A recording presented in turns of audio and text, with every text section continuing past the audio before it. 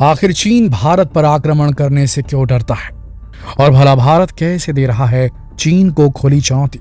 दोस्तों, ये तो आप देख ही रहे होंगे कि अमेरिकी हाउस स्पीकर नैन्सी पेलोसी ने ताइवान की जमीन पर कदम क्या रख दिया। इधर चीन ने तो समुद्र से लेकर धरती ही हिला डाली। जरा सोचिए, ये चीन जो इतनी सी बात पर इस कदर भड़क उठता है, वो भला भारत के मुद्दे पर इतना शांत क्यों रहता है। भारत और चीन की सीमाओं से जवानों के बीच झड़प की खबरें तो आती ही रहती हैं, लेकिन जरा सोचिए कि ये चीन आखिर एक बार भारत से युद्ध करके अपनी मंशा पूरी क्यों नहीं कर लेता। अब जब चीन जैसा देश ऐसा नहीं कर रहा है तो आखिर इसके पीछे कोई ना कोई वजह तो जरूर होगी, है कि नहीं। दोस्तों, आपको बता दें कि इसकी छोटी मोटी तो कई वजह हैं जिसके बारे में हम आपको बताएंगे ही, लेकिन इसकी जो सबसे बड़ी वजह है उसे डिटेल में जानना बहुत जरूरी है। तो चलिए शुरू करते हैं हमारा ये वीडियो। और हाँ, इस मामले को अच्छी तरह से समझने के लिए आपको वीडियो को बिना स्किप किए देखना बहुत जरूरी है, तो अंत तक बने रहिएगा इस वीडियो के साथ। जो चीन अपनी सैन्य शक्ति का प्रदर्शन करते नहीं थकता, जो चीन खुद को दुनिया का सुपर पावर समझता है, वो चीन आखिर क्यों भारत का नाम आते ही शांत बैठ जाता है। माना जाता है इसकी कुछ वजहें हैं जो कभी भी चीन को भारत के खिलाफ युद्ध के रास्ते पर जाने नहीं देंगी। जी हाँ, जिसमें सबसे जरूरी वजह है मलक्का स्ट्रेट। जी बिल्कुल, चीन चाहे तो जमीन पर अपनी कितनी भी अकड़ दिखा ले, लेकिन भारत के मामले में उसे जमीन से ज्यादा चिंता सागर की है। अब आप सोच रहे होंगे कि भला चीन को भारत के सागर से, समंदर से क्या लेना देना। तो दोस्तों, लेना देना है, बिल्कुल है। इसे बखूबी समझने के लिए आपको पहले दुनिया के मैप को समझना होगा। इसीलिए देखिए दुनिया के मैप में कहां है मलक्का स्ट्रेट। आपको बता दें कि दो सागरों को जोड़ने वाले गलियारे को जल संधि कहते हैं, स्ट्रेट इंग्लिश में। आप देख सकते हैं कि यहाँ की जल संधि बहुत ज्यादा गहरी यानी कि बड़ी नहीं है, जिसकी वजह से यहाँ से बड़े जहाज नहीं जा सकते।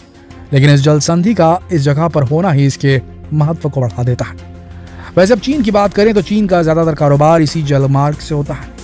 ऐसे में चीन को यह बखूबी मालूम है कि अगर चीन का भारत के साथ तनाव बढ़ा तो कभी भी भारत इस रास्ते को रोक सकता है, और यही चिंता चीन को बहुत सताती है, जो वर्षों से चीन की टेंशन बनी हुई है।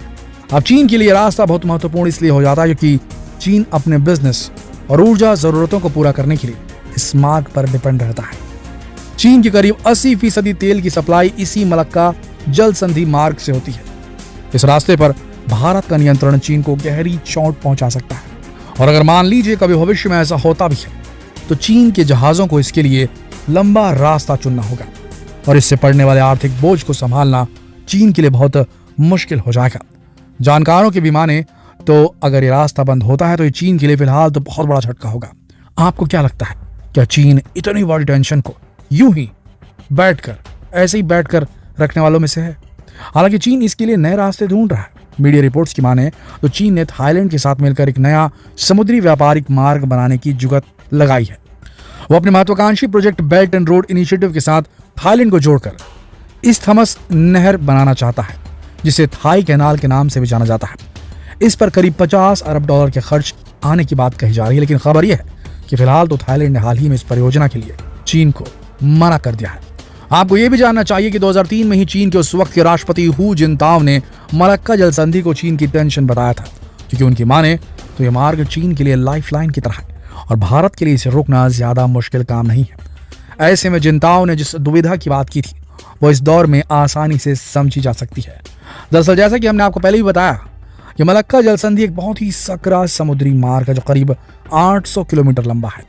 ये सिंगापुर, मलेशिया, इंडोनेशिया के बीच में स्थित है। साथ ही दुनिया के सबसे भीड़भाड़ वाले व्यापारिक समुद्री मार्गों में से भी एक है। यहाँ से करीब 75,000 जहाज हर साल गुजरते हैं। ये हिंद महासागर में स्थित अंडमान सागर को दक्षिण चीन सागर से जोड़ता है। ये तो बात हुई समुद्र की। अब बात करते हैं बाजार की। जी हाँ, भारत का बाजार, ये भी एक बड़ी वजह है जिसके कारण चीन भारत पर हमला करने से डरता है कि अगर चीन ने ऐसा किया तो उसके विदेशों में फैले बिजनेस का एक बहुत बड़ा हिस्सा इफेक्टिव हो सकता है। जी हाँ, चीन के लिए भारतीय बाजार काफी महत्व रखता है, क्योंकि भारत में साल 2010 में 30 से 40 चीनी कंपनियां भारत में काम कर रही थी, लेकिन अब इन 10 सालों में यह संख्या करीब 500 हो चुकी है। भारत अपने टोटल इंपोर्ट का लगभग 14% चीन से आयात करता है। चीन से मुख्य रूप से इलेक्ट्रिक मशीनरी, सेलफोन, भारी machinery, telecom equipment, electric equipment, plastic के खिलौने, फार्मा सामग्री, फर्नीचर, उर्वरक, खाद्य पदार्थ और कपड़े जैसी चीजें भारत लाई जाती हैं। आपको बता दें कि भारत ने अप्रैल 2019 से लेकर फरवरी 2020 के दौरान चीन से $62.4 बिलियन का सामान इंपोर्ट किया था। अब आपके मन में ये सवाल आ रहा होगा कि जब भारत इंपोर्ट करता है तो डरना तो भला भारत को चाहिए ना। दोस्तों, आप इसे इस नजरिए से देखिए कि अगर भारत ने इन सामानों को चीन से लेना बंद कर दिया तो चीन को इसका आर्थिक नुकसान तो भुगतना ही पड़ेगा ना। वहीं सिर्फ इंपोर्ट एक्सपोर्ट ही नहीं, यहाँ तो सबसे बड़ी बात है चीन के लिए इंडिया का बाजार।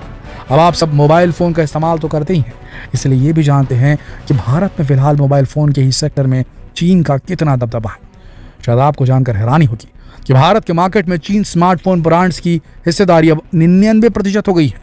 तो आप कहेंगे अब इन आंकड़ों को देखते हुए चीन को अपने बिजनेस को देखते हुए टेंशन तो जरूर होगी कि अगर उसने भारत के साथ युद्ध छेड़ दिया तो फिर उसके रेवेन्यू का एक बहुत बड़ा हिस्सा कमजोर पड़ जाएगा। और अब ये तो बात सिर्फ स्मार्टफोन्स के मार्केट की है, तो सोचिए दूसरी और चीजें जैसे गाड़ियां, इलेक्ट्रॉनिक सामान जैसे मार्केट में चीनी कंपनियों के कितने भाव होंगे। अब यहाँ इंटरनेशनल प्रेशर की बात अगर ना की जाए तो शायद ये वीडियो अधूरा ही लगे, इसलिए यहाँ आपको ये भी बता दें कि चीन काफी हद तक इंटरनेशनल प्रेशर की वजह से भी भारत के साथ युद्ध करने से पहले 100 बार सोचेगा, क्योंकि पिछले कुछ सालों में भारत की विदेश नीति इतनी बेहतर हो गई है कि ब्राजील, अमेरिका, यूरोप तो भारत के मुरीद हैं। अब ईरान, तुर्की और मलेशिया जैसे विरोधी भी मदद के लिए भारत की ओर ही देखते हैं। ऐसे में अगर सभी देश एक साथ भारत के पक्ष में आ जाएंगे तो भारत को अंतर्राष्ट्रीय स्तर पर प्रेशर भी झेलना पड़ सकता है।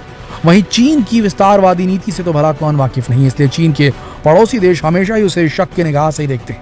आपको बता दें कि चीन की जमीनी सीमा 14 देशों के साथ जुड़ी हुई है।